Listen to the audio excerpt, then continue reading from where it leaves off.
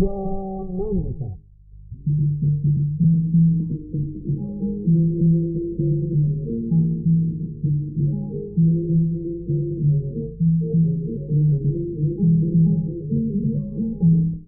keena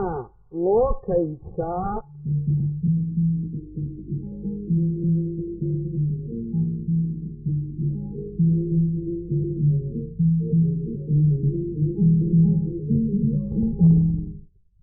nolosha dadka oo socodka waqtiga ku cimri tirsata xaalkeedu kuma dureersado cayn qura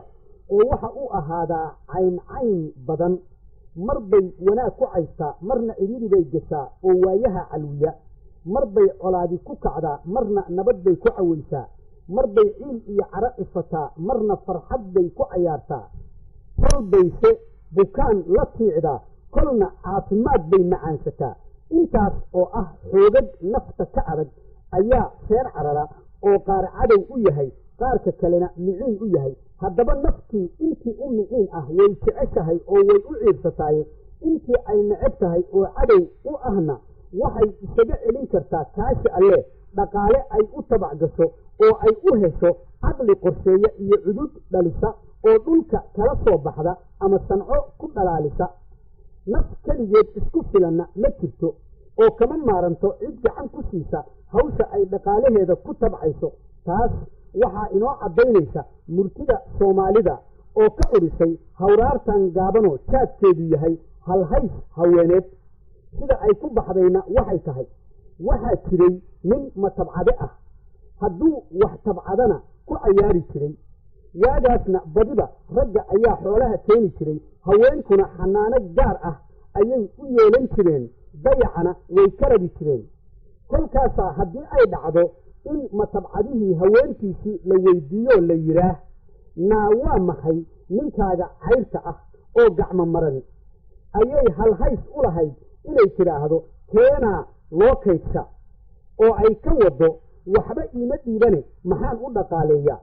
halkaasna waxaa ka dhalaashantay dhugmo lahaanta haweenka soomaalida iyo murti dulucdeedu u dhacayso inay dhibaatiyo dhibdarro tahay allaha inaga dhowree qof aad dhaqankii nolosha la wadaagtid ee misana hawsha aad ugu jirtaan dhaqaalihiinna ay mar walba dhankiisa ka dhantaalmayso allow soomaaliyey halhayskan hooyee ku baxay dhaqankeennii shalay u ekaa mid maantana ina dul habsanayee aan ugu halqabsan karno hawshiyo halgankaan ugu jirno hagaajinta nolosheenna iyo horumarinta dhaqaalaheenna oo allaha inagu hanuuniye haddii aan daacad iyo karti ishuwan ugu howlgalno qorshaha ku talagelsan yahay inaynu isku filaansho dhaqaale ku hananno wax hubanti ah inuu dalkeennu inoo kaydin hayo hanti aan kaga deeqtoonno dal qalaad oon wixiisa u hanqal taagno ilmaheennuna aayahooda inoo ka haraan waayo bulsho kasta oo dunida qani ah hodantinimada ay haystaan hawkar bay u jireen ismaqal iyo isumuquuninna way ugu harsadeen innaguna dhiggood baan nahaye aan hilinkaas marno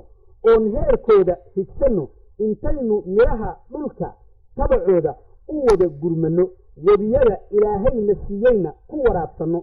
dhaqaale inoo kaydsamaana halkaas buu ku jiraa